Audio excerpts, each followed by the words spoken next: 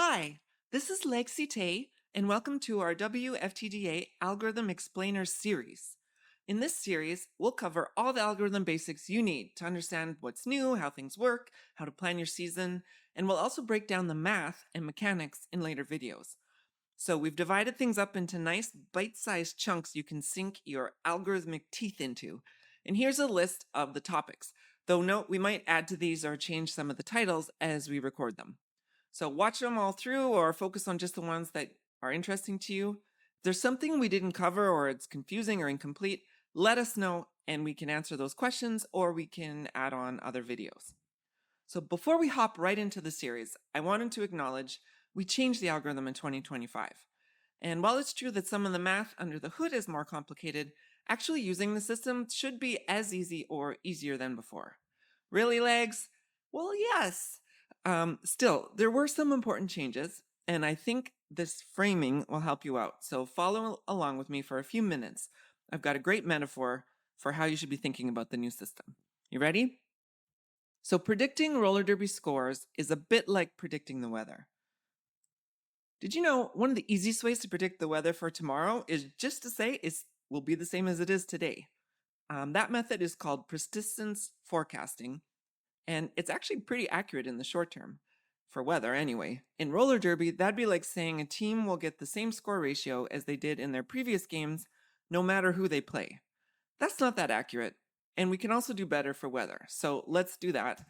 What do? You grab yourself a thermometer, maybe a barometer, and a notebook, and every day you start recording weather data, looking at wind, rain, air pressure, and after about a year of that, you'd start to get some pretty accurate weather predictions for your area based only on the past conditions and the current local weather.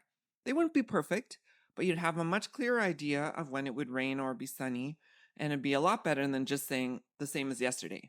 And you could do it all by hand. That's a bit like our 2023 and previous ranking algorithms. We take into account local data, so data just for a given game in a given month, and we compare that to past data for the team, and then we'd slowly try to improve the prediction of what would happen next. And that got pretty accurate results, as you know, and we could do it by hand with the spreadsheet or even on paper. But let's do better. We can improve this for both weather and derby. So imagine you have the weather data now for the whole country, or a whole region, or maybe the whole world, instead of just one individual city. Looking at that, you could see wind and rain and pressure systems sweeping in and interacting with each other, and you could get a much more accurate picture of what the weather is likely to be for any given city, even days in advance. So you get a bigger picture view than just looking at local data. Of course, all that data takes complex algorithms to assemble and analyze, going way beyond the notebook and pencil. It also means you need to know the weather patterns on the coast to know what the weather's going to be like inland. You can't just do it in isolation for a single city like before. Well, something similar is happening with the 2025 rankings algorithm. We are able to look at all the data for all teams and all games across the whole region, which gives us a much better sense of what is happening with a single team. And likewise, the calculations are more complex and require data from all the games and teams.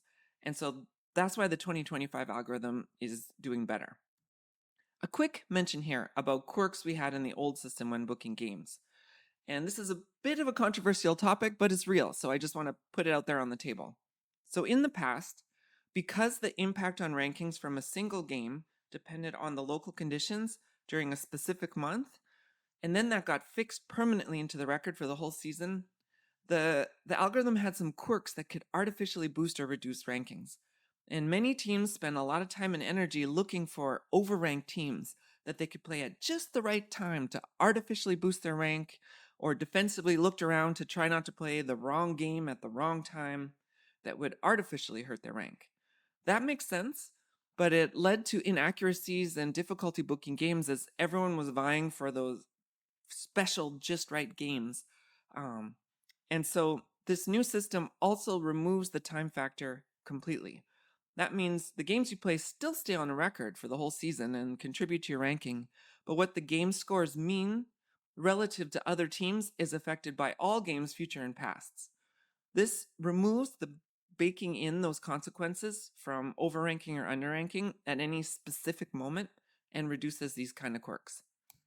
Okay, so that was a long metaphor, but at the end of the day, for you as a team, what is important is it going to rain or be sunny? In other words, you want accurate predictions about team strength so you can just book games and play roller derby. I hope that framing helps. We think you'll find the new system easier to use and you'll appreciate the increased accuracy in rankings. And with that, let's dive right on into the series.